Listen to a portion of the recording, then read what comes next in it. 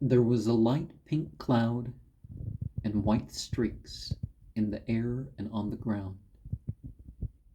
There formed a red tetrahedron pointing towards me just outside of the mirror. The colors of red and pink became more saturated in the room. I felt euphoria pour down the back of me, and then a pleasant numbness, and another set of euphoria, relieving me and loosening me yet again. And during this, there was sort of the size of a phone, or that sort of size if you hold out your phone at arm's length. That's how it appeared. But there was a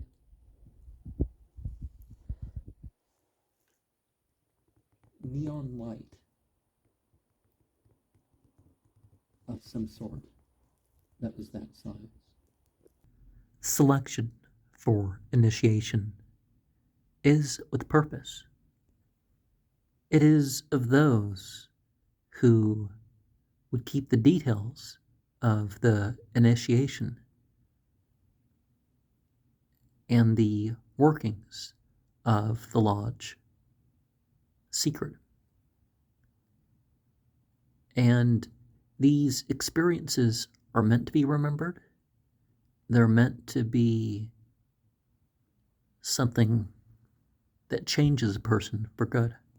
Christianity and Buddhism could be said to be the ones that actually reverse the symbols, that actually change things in sometimes an offensive seeming way, and then go back and say, oh, that older stuff, you know. Peter de Abano has or had his own versions of some of the magical symbols. And the modern pentagram and hexagram and septagram rites seem to be simplifications of the diagrams that people set down. Did they set them down? Or did they, write them on things? Or did they set them down in the way of, tracing about and walking and stuff like this? And if there wasn't anything visible, which would have been necessary back in the day, that was fine. You could just stop on a dime and your ritual would be ended, right? Tanit, Ashtart, Ashtaroth, Ishtar, Esther, whichever name you have for that is, and the symbol thereof is probably a bit more open than one would think for a comparison with its equivalent in Thelema as Babylon, because Babylon, of course, would just focus on the anath or harsh aspect, at least in some minds, right? Or it would be brute lust rather than nuanced and romantic, you could say. Magic can be said to be a self-guiding process, one that takes you from being mere rebels, but then again, it doesn't necessarily put you in such a mold that restricts you either. The OTA CHS is a group that does have its own version of marriage rites, but it doesn't per se require it on people like is said of traditional religion. The fall equinox issue makes a joke of the fact that people think that, oh, horrible things are going to happen if you get just a little bit wrong. It's like, yeah, you try to say things with the right pronunciation and try to get the symbols right, but after actually authentically trying, don't worry about it. Sometimes you can just use whatever materials you have on hand. You can represent something, if there's something called for in the ritual. And as long as you're authentically doing that, you're putting all the effort there. Don't worry about, oh, did I mispronounce this wrong? Or some other such thing. The winter solstice of 1972 is the end of Volume 1. And you see, of course, the microcosm and the macrocosm and the symbol of, what they say the Queen of Heaven, that sort of role. And then that's superimposed on something that takes it detailed into this solar system. Solar, lunar, spring is coming. Or, well, not necessarily spring, because, the zodiacal signs kind of move from time to time, but, that sort of thought. Certain magical operations can be performed directly nowadays. Some materialists, without proof otherwise, are going to say that things are impossible or somehow ridicule things. One of the challenges sometimes is that sometimes people's prejudices keep them away from what they're capable of, and that includes organizations that would be able to help them along their development if they weren't prejudiced against the organization. It's about individuation. It's about getting in touch with aspects of yourself that you didn't know were there, and perhaps spiritual beings that will let themselves be known to you that wouldn't otherwise have let themselves be known to you. That symbol, that triangle and that thing, and, there's a thing, it kind of like the onks. That's a huge deal with OTA CHS symbolism, and I don't know if I can show you the page, but, you've seen it before in their graphics, and I kind of traced it out.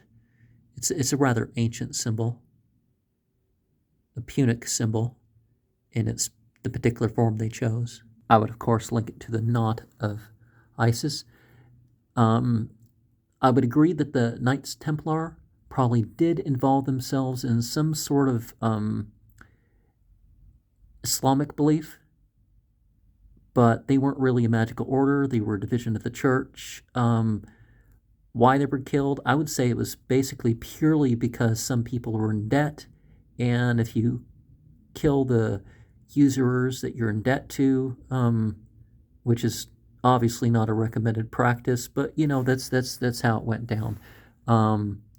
And well, that's why they went after Hitler's, because the people weren't too concerned about the other stuff he did, but trying to cancel that bank interest, that was just going too far according to the world.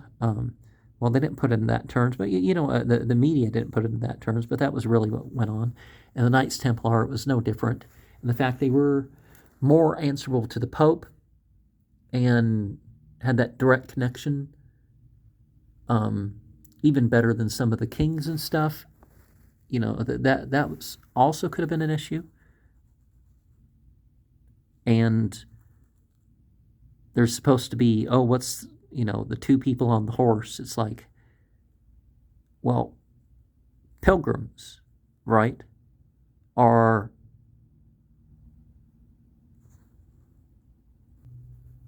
Aleister Crowley's temperance card was a combination of the, you could say, angelic and demonic temperance card. And temperance could have been as simple as diluting stuff. And a crude joke or incident was brought forward, right? The OTO does not employ the sexual degrees that the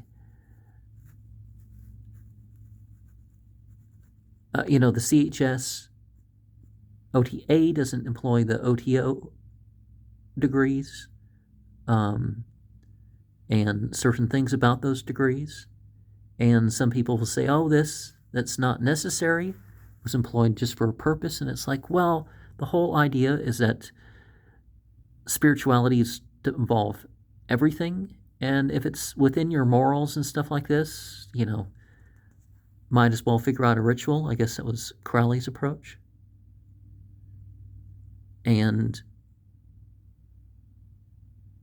some implications are made. You definitely don't want to hurt yourself or other people or do unnecessary damage as part of your magical practices if you are going to involve sex magic, solitary or otherwise.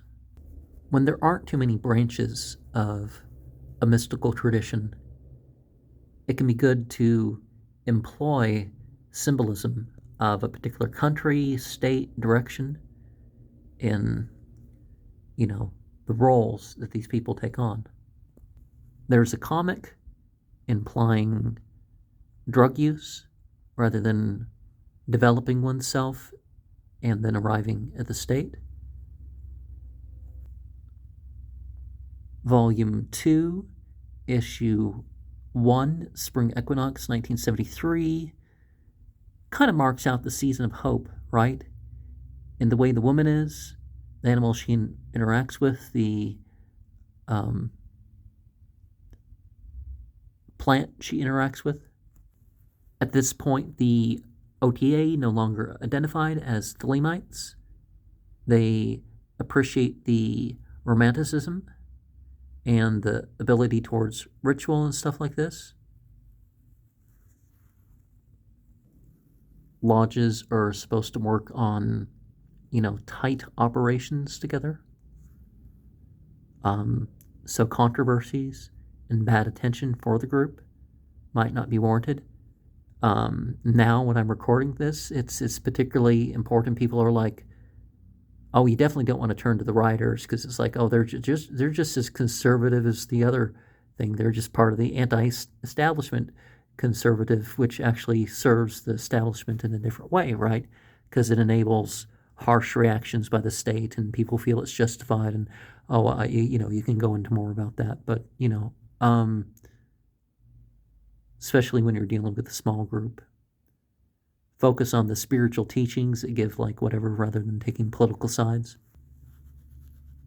People who aren't, per se, perfect enough or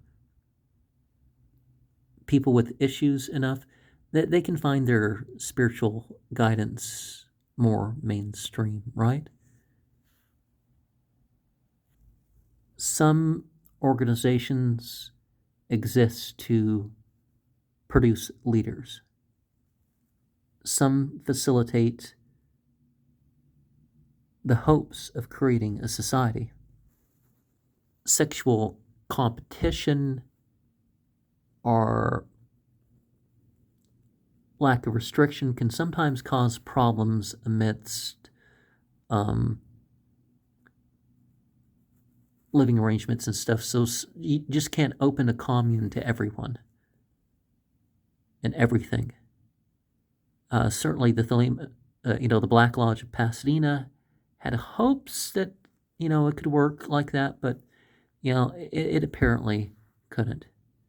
And when it comes to interpretations of symbols, zodiacal and otherwise, sometimes people really do dream of the symbols. I've shared some dreams I've had of very astrological sorts of things.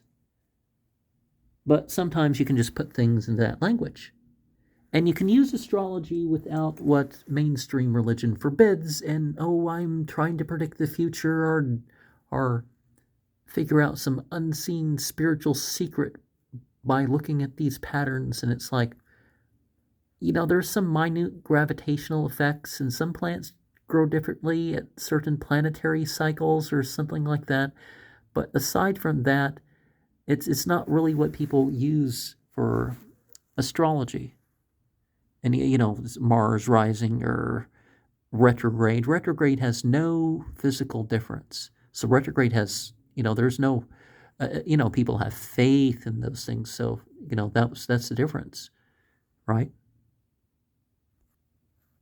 What do the animals or whatever the constellation is labeled as? What do they do in real life? Lewis T. Culling wanted to liberate the OTO from the reputation that, like the Black Lodge of Pasadena and Aleister Crowley had. Part of that was by pointing out, hey, he had some teachings.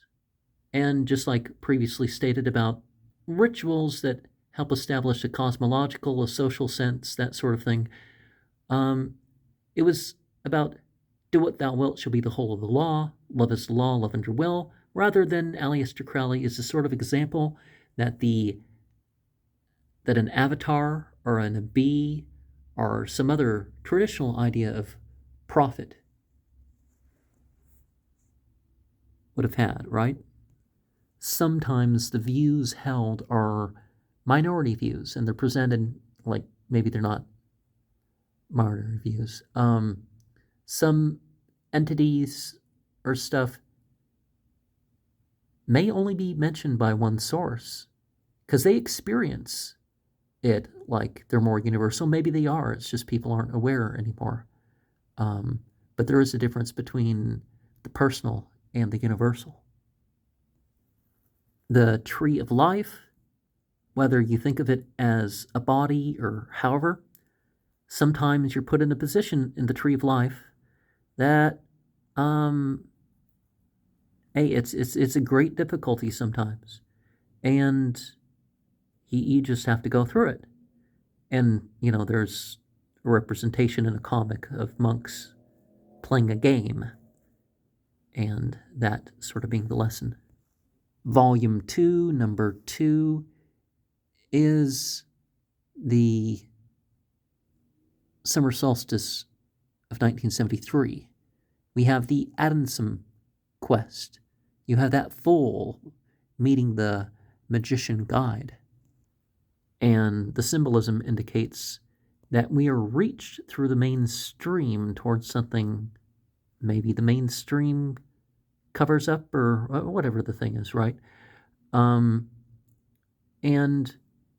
the OTA CHS has this idea of being like the yoga of the West and that sort of thing, an enhanced system of development and attainment and all that. And these magazines, they basically get, who are the officers and editors, that sort of thing. But it's not really like a book. It's kind of like, the idea, or at least without the pictures or whatever and the charts of like the LDS. Every so often they publish a list in their Ensign magazine of the church leaders. So, you have the tight little group at the top that you have. You don't have a whole list of membership or anything like that, because it is sort of a secret society.